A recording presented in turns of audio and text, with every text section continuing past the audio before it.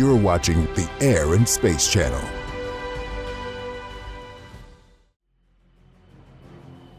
For more than 30 years, it was a plane that captured the imagination of the entire world. From Africa to South America, from Asia to Europe, from London to New York City, the aircraft simply known as Concorde galvanized the globe. Its sleek aerodynamic structure and supersonic speed brought passengers to a whole new level in transportation. In Britain and France, the plane became a symbol of national pride. During the Cold War, where every technological breakthrough seemed to come from either America or the Soviet Union, the Concorde proved that Europe still mattered. And while this supersonic transport became synonymous with patriotism, it's also remembered as a plane that turned into an economic disaster. With skyrocketing development costs and a hefty price tag for admission, when it finally debuted, only the rich and powerful were able to fly the Concorde. And in an era of heightened environmental awareness, the aircraft was denied the most lucrative routes across the Atlantic Ocean. If not for the endless sums of government money, it may have never seen the light of day. In the end, the plane was a two-edged sword. Hated by the economists, yet loved by the people, Concorde, after nearly 3 decades in service, became one of the most recognizable aircraft in the world. During a time when faster meant better, it soared over its competition, symbolizing the absolute best in European engineering and aerodynamics.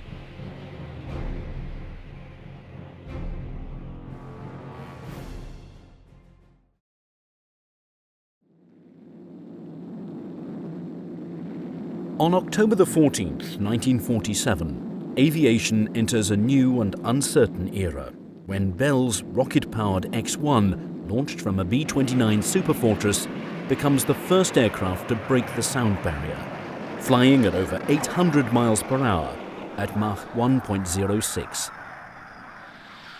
This breakthrough, along with the introduction of jet technology, causes countries to pour enormous resources into finding ways to go faster and faster. During the Cold War, with both America and the Soviet Union possessing the atomic bomb, the requirement that airplanes go supersonic is a must. This leads to a revolution in aeronautical design. Straight-winged aircraft, unable to achieve faster speeds, are replaced by swept-wing planes, most noticeably during the Korean conflict, as American F-86 Sabres battle Soviet Union MiG-15s. Bombers like the B-29 and the B-36 Peacemaker evolve into the swept-wing B-47 Stratojet and the B-52 Stratofortress. With the two superpowers investing gigantic sums of money into aircraft design, the nations of Britain and France are forced to play catch-up. In England, where the Gloucester Meteor symbolised London's place at the vanguard of aviation technology, during the Cold War, a trifecta of planes known as the V-bombers are unveiled as a deterrent force against the Soviet Union.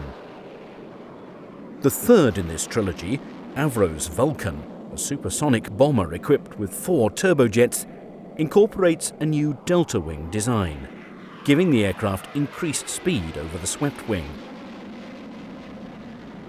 Across the English Channel, where aviation was born, the nation of France also experiments with supersonic aircraft.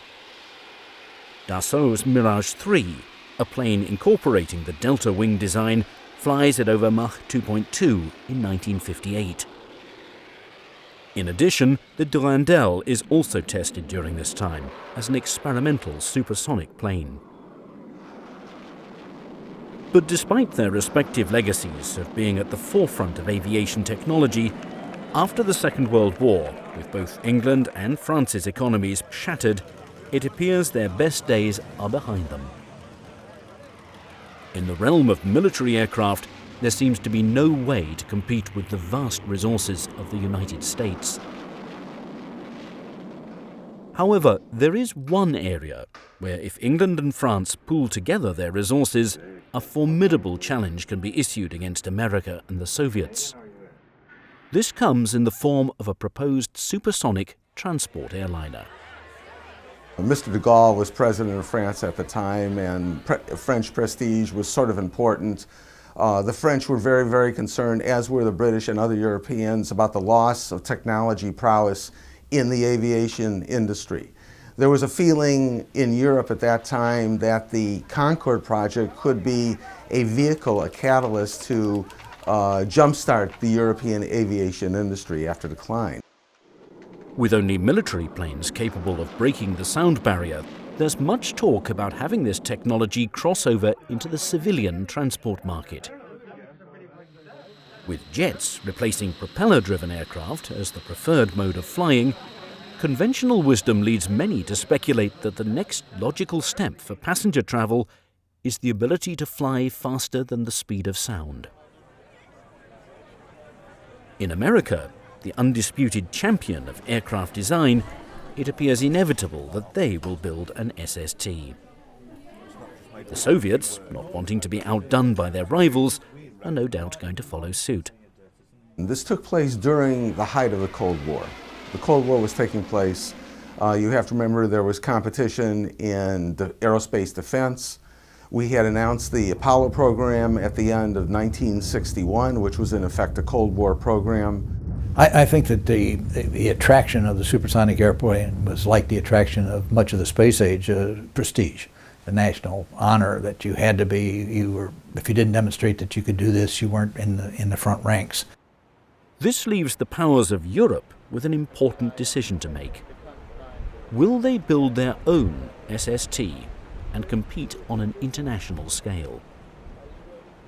The answer is given on November the 28th, 1962, when representatives from the English and French governments sign a treaty creating a powerful new consortium between the British Aircraft Corporation and Sud Aviation. Airliner of the future. This is a model of a supersonic jet which Britain and France hope will dominate transatlantic travel. Flying at twice the speed of sound, it will hop the ocean in 3 hours. Representatives of the two countries sign an agreement to share the $300 million cost and hope to have the plane operational by 1968. The Delta Wing craft will carry 100 passengers and cruise at 1,400 miles an hour. Engineers say it can use present runways and fly so high there will be no sonic shock when it breaks the sound barrier. The world grows smaller. The two companies agree to build a supersonic transport with no cancellation clause, causing numerous airlines to immediately place orders, including America's Pan Am Airways. Pan American will announce it has ordered 6 new Concorde supersonic jet transport, which can fly to the United States in 2.5 hours. You can tell him he's given me the best argument for not having one airline represent the United States that I've ever heard. And I'm going to spend the next time I'm here really giving a screwing to Pan American, because that sticks it right to us. How can we possibly go ahead now with our program, to which we're going to spend an awful lot of money, which was very important to the United States, which affected the balance of payments in hundreds of millions of dollars, and I'm going to put all this out and then go ahead about 24 hours before we're about to make our announcement. Across the Atlantic Ocean, this treaty causes President Kennedy to act swiftly. And in June of 1963, at the Air Force Academy's graduation, he announces the United States' own SST program. 30,000 spectators packed the stadium at the Air Force Academy in Colorado Springs for ceremonies that will graduate cadets into officer ranks. They hear President Kennedy call for a partnership of government and business to develop a supersonic passenger plane to hold the U.S. lead in commercial aviation. He had been under some pressure to announce this project. Vice President Johnson formed a little committee to look at the SST in the spring of that year, and he recommended vigorously that we go ahead with an SST. The Anglo-French had announced the Concorde project in '62, and that also created pressure for Kennedy to do something. There was also some pressure from the aerospace industry people to respond to what was taking place both in Britain and France and also Russia, which had its own SST program. In the Soviet Union, work begins on their supersonic Tupolev Tu-144, with each plane now in a race to the finish line. Beginning in 1965, two prototypes are built, known as 001 in Toulouse and 002 in Bristol. Luckily for Britain, its aerospace industry has a huge jump on the competition, having built numerous experimental aircraft proving vital in the research and development of the Concorde. The Bristol 221, incorporating a variation of the Delta design known as the OG wing, is tested in order to determine the SST's range and payload. The TSR-2 bomber, an airplane cancelled due to the budget cuts of the 1950s, provides invaluable information about the Concorde's most daunting obstacle, its power plants. Using Bristol's Olympus engines, the TSR-2's testing sheds new light on the challenges supersonic planes face in the air. In the laboratories of the British Aircraft Corporation and Sud Aviation, rigorous examinations are carried out, investigating hundreds of materials and the effect heating has on them. Building the Concorde required new materials, and they had concerns about heating, which had never been a sustained problem. You had people that had encountered heating in certain instances in brief encounters with supersonic flight, but if you're going to cruise at supersonic flight, then you've got a totally different heat dissipation problem. For a period of 18 months straight, round-the-clock, 24-hour trials are conducted. At its peak, over 600 subcontractors are brought into work on the Concorde, employing over 200,000 people. Filton, Concorde 002 stands like a great bird in a massive cage at the British Aircraft Corporation's plant near Bristol. But never has there been such an expensive bird before, nor one that has been so reluctant to fly. When she's ready to fly, she'll fly. Nothing must be left to chance. Concorde is unlike any other aircraft. Everything about her is new. In the wind tunnels, the OG wing passes with flying colours. Full-scale mock-ups are constructed in order to show all of this SST's components. The drooping nose, a distinct feature of the Concorde, is built in order to balance pilots' visibility with its incredible aerodynamic structure. And using a converted Vulcan bomber, the Olympus 593 power plant is tested in the skies. For Concorde's team of designers, its engines proved to be the most important obstacle to overcome. The airframe was in advance of the engines and advance of the fuels at the time. Had you had 10-year advanced engines to put in it, and you might have possibly made it a more sustainable airplane. But as it was a prestige airplane. For the 593's jets to work properly, air needs to enter at subsonic speeds, a huge roadblock considering the Concorde is built to fly at twice the speed of sound. Fortunately, over a period of 4 years, a complex system of inlet doors and ducts are installed in order for this SST to travel at Mach 2. By April of 1966, the final assembly of 001 and 002 begins. With each country producing different parts of the Concorde, they're shipped across the Channel in order to make sure both prototypes are ready at the same time. Massive transport aircraft are used to ship some of the biggest pieces of this giant jigsaw puzzle. For the people of Toulouse and Bristol, seeing specially designed trailers hauling different parts of the plane are not uncommon during this time. And by December of 1967, Concorde 001 makes its first appearance in Toulouse. Its mesmerizing design stuns the entire world as aviation enters a new high-speed age. Toulouse. The giant hangar at Sud Aviation's headquarters was the focal point of the entire world. For inside was the most exciting new thing in the world of aviation, Concorde 001. At last, the Anglo-French brainchild, born out of the technical and very sensible collaboration of two nations, could be shown to an envious world. While Concorde is being set up for its first test flight, in Moscow, the Communists are able to beat the Europeans, debuting Tupolev 144 on New Year's Eve 1968. Being almost identical to the Anglo-French design, it's nicknamed Concordski around the world. Unfortunately for the Soviets, it's nowhere near the Concorde in terms of structure and quality, being put together so hastily. And the Russians ran into even worse problems with their version of it because their engines were comparatively far less efficient than the Rolls-Royce and the French engines. In America, delays and uncertainties about their SST program continue. A competition between Boeing's swing-wing and Lockheed's fixed-wing design causes the selection committee to debate endlessly the advantages and disadvantages between the two.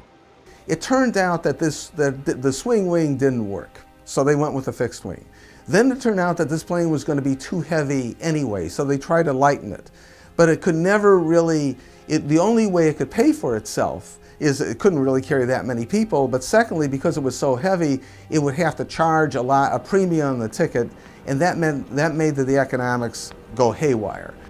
When the decision is finally made in the winter of 1966 to award the contract to Boeing, the Concorde already has a 2-year jump on its transatlantic competition. For the Europeans, a far more important threat to the aircraft's survival comes in the form of a jumbo jet. Boeing's 747, a subsonic airliner capable of flying passengers across the ocean far more cheaply than the Concorde, has those in Britain and France worried. And in a sense, the Boeing company and airline companies as well understood that this was the real vehicle for leadership in commercial aviation. The jumbo jet, the 747, efficient subsonic jets of a variety of kinds, these were the vehicles that were going to keep keep leadership in America in commercial aviation, not the American SST project. This fear is amplified when the British Overseas Aircraft Corporation decides to purchase the 747. Perhaps faster does not necessarily mean better. Despite these outside threats, as well as concerns about its growing costs, Concorde 001 is cleared for its first test flight in March of 1969. Toulouse. The great supersonic jetliner was going to fly. A year late, millions of pounds over the estimated cost, and still a very big question mark. But on this day, a lot of those question marks would be answered. For Concorde 001, this was the chance to prove she was the superbird everyone had hoped and worked for. Its maiden voyage is flawless, encountering no technical problems. For testing purposes, its undercarriage is kept down. In France, they can breathe a sigh of relief. 1 month later, across the Channel, 002 takes off, making another perfect flight.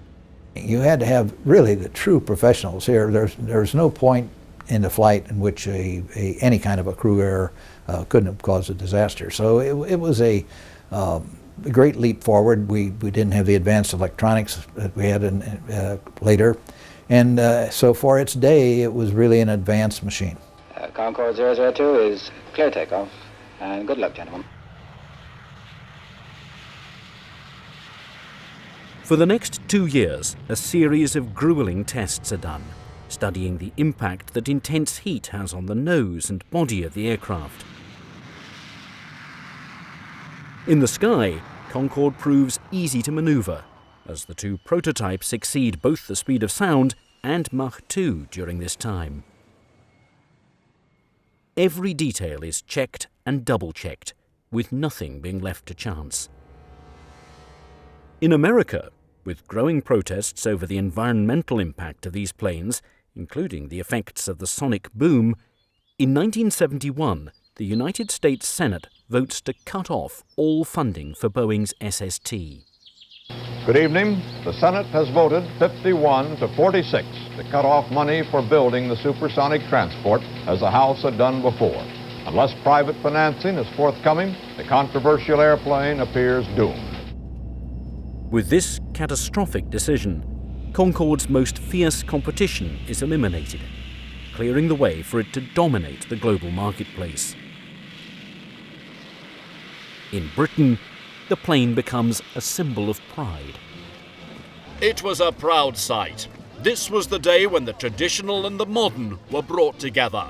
The British Concorde, that masterpiece of technology, came to London to be seen by the Queen, her family, and the millions who looked up with excitement for a first glimpse of this great plane.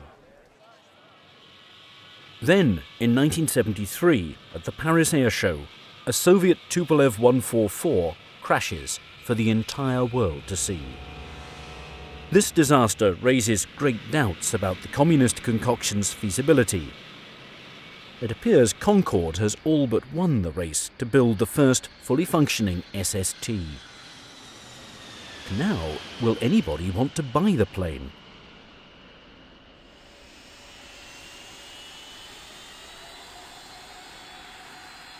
After nearly a decade in development, the Anglo-French Concorde flies to the African nation of Senegal to begin its worldwide promotional tour. The ultimate goal of this exercise is to convince the world's airlines that speed means business. And with the right dose of public relations, executives will be convinced to buy these planes. From a marketing standpoint, the tour is an outstanding success. For years, people across the globe hear stories about this new high-speed plane that takes passengers to their destination in half the time. Its unorthodox aerodynamic design brings in crowds from Rio de Janeiro to Beijing, from Tehran to Sydney, from Fairbanks, Alaska to Mexico City. And with America cancelling their SST program in 1971 and the Soviet Tu-144 in shambles, the Anglo-French Concorde is destined to dominate the marketplace. Unfortunately, with the 1970s being defined by an oil crisis and economic unrest, the enthusiasm for a supersonic transport is a far cry from the previous decade, when anything seemed possible. The question now is, can this aircraft defy the odds by flying passengers around the globe in record time while remaining economically viable?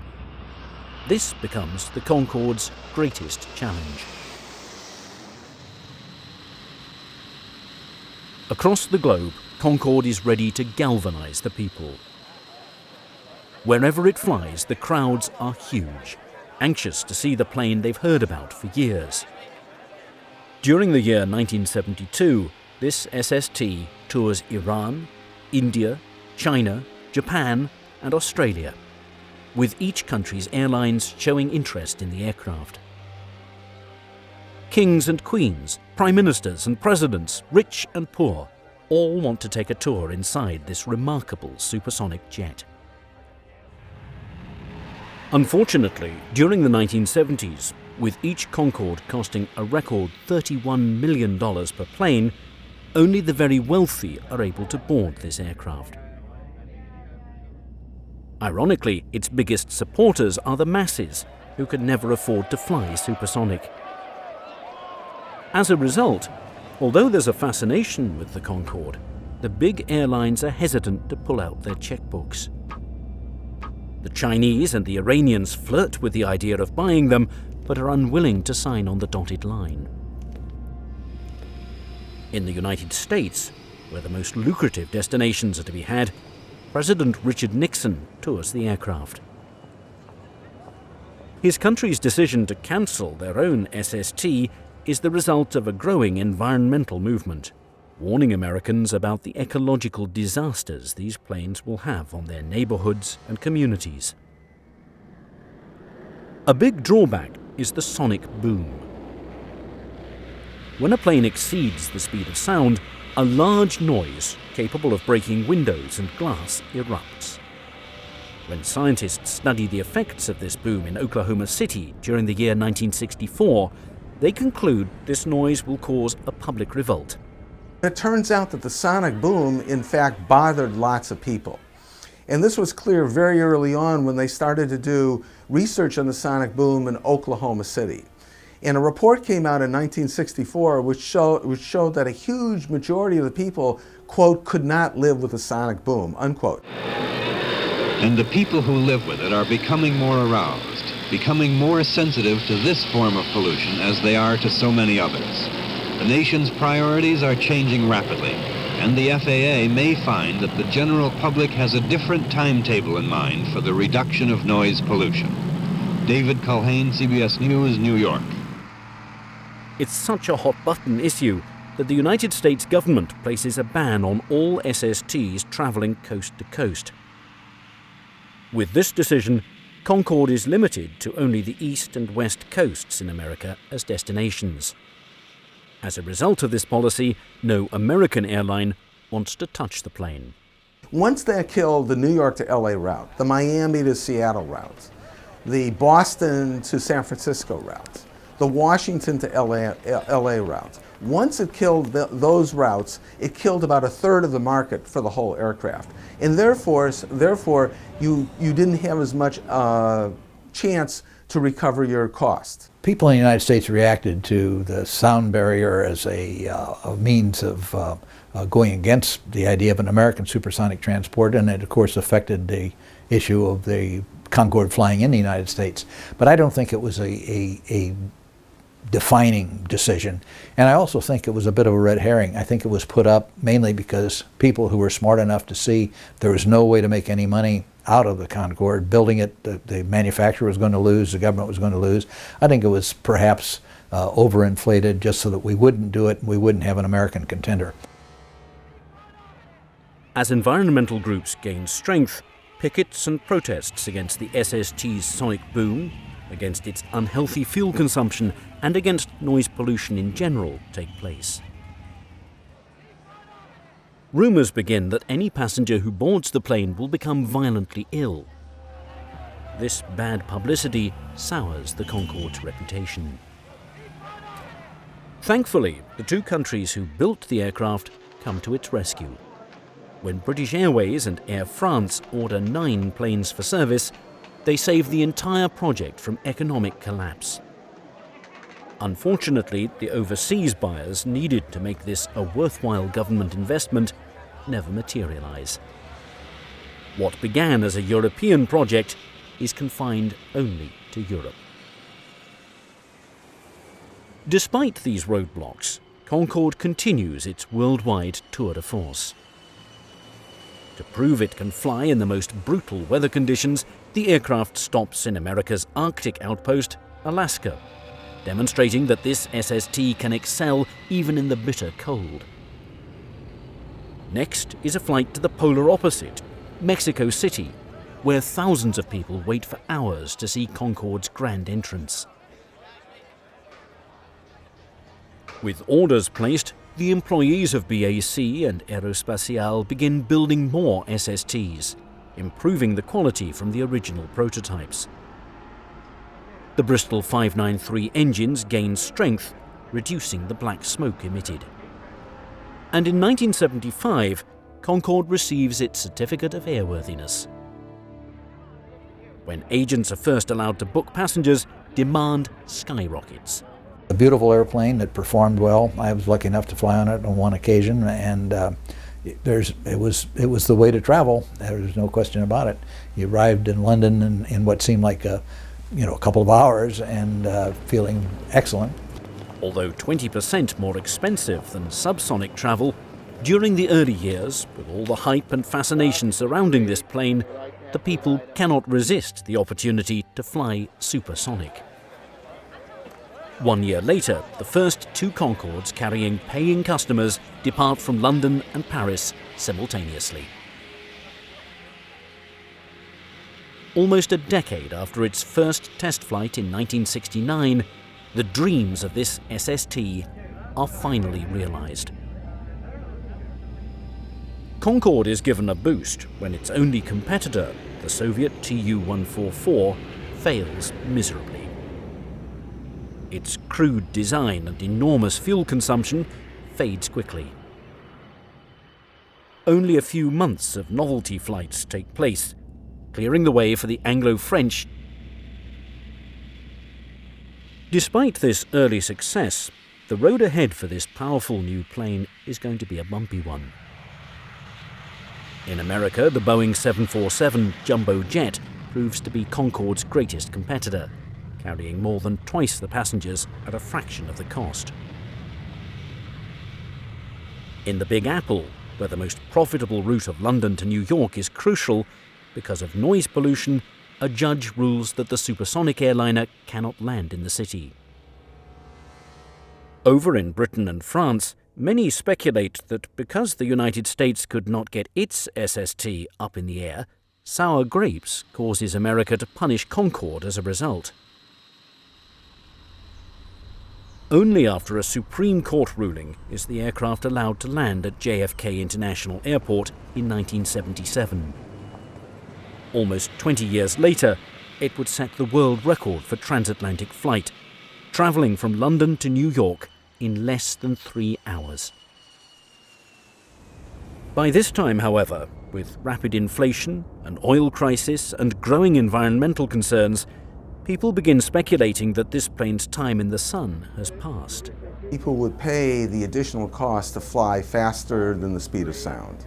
However you valued your time, 1 times the value of your time, 1.5 times the value of your time, that's what people thought. It turned out, in fact, that this was a very questionable assumption.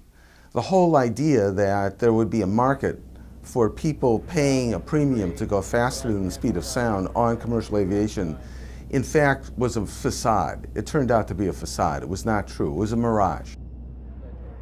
During dire economic times, Concorde is viewed as a plane only for the super rich. The clientele was superb.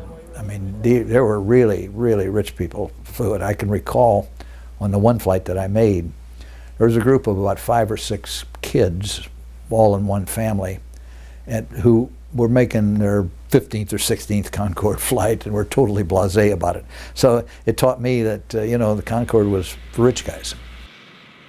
The novelty effect has worn off. The enthusiasm of the 1960s, when it was first built, is replaced by the cynicism of the 1970s. Each year it's in service, Concorde fails financially, unable to turn a profit. As the 1980s begin, many feel this technological marvel's days are numbered.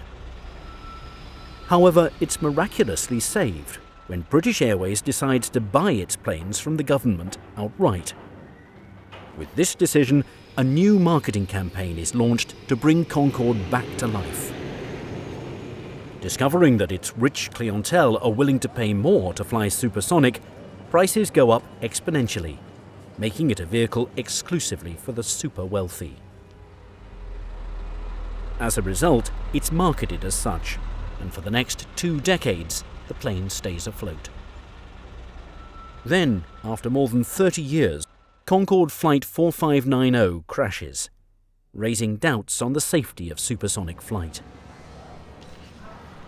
With the terrorist attacks of September the 11th, 2001, and the decline in air travel that follows, both British Airways and Air France decide to cancel service of the Concorde. In the end, the aircraft became a mixed blessing. I think that the Anglo-French Concorde project may have been a model that showed the Europeans that they could collaborate in aviation. And while the Concorde itself was not successful, it may have been an impetus toward forming Airbus, which has been relatively successful in building aircraft and becoming a formidable competitor to Boeing. So in some ways, although the Concorde itself was not successful, maybe it was a catalyst or vehicle to create a successful, larger enterprise called Airbus. Without question, its ability to travel at twice the speed of sound made the plane a first-class attraction wherever it landed. Over a period of several years, Europe's finest produced a true technological marvel, epitomizing the very best in engineering and aerodynamics. For those reasons, Concorde goes down in the history books as one of the greatest aircraft ever. In Britain and France, it was more than just a plane. It came to symbolize a time when they, and not the Americans, were at the top of the mountain. Just as England had ruled the seas with their dreadnoughts, they would rule over the skies with their Concorde. But with all its state-of-the-art capabilities, it became out of reach for the average man, woman and child, who, ironically, became the Concorde's biggest supporters. With the dim realities of the 1970s, the plane's biggest obstacles were not in its jet engines nor in its payload, but with a skeptical public who grew cynical at the idea of government and big business teaming up to produce a plane that only the privileged and powerful could fly on. It was a beautiful airplane, still is a beautiful airplane, and it's just a shame that perhaps it's sumptuary.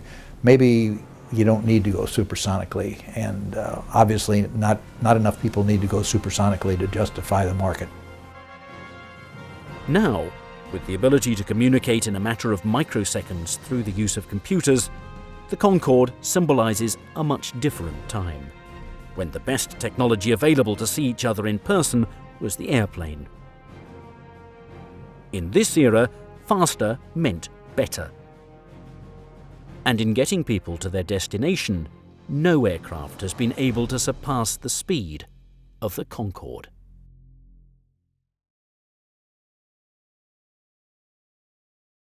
You're watching the Air and Space Channel.